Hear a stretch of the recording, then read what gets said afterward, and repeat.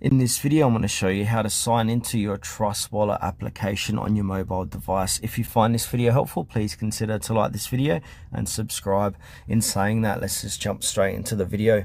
Alright, so what we need to do is open up the Trust Wallet app on your mobile phone. And now from here, we need to click on Add Existing Wallet. And you've got a few different ways how you can log in. So you would have saved your secret phrase from before, so use the 12, 18 or 24 word seed phrase. So if we click into it, select your network and use Multicoin, and then main wallet 1, put in your 12 word here.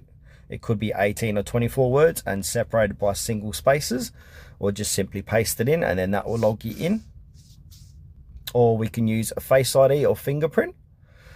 Or we can use Google Drive Backup, so restore from Google Drive Backup, or you can view only wallet, observe or track assets of other wallets.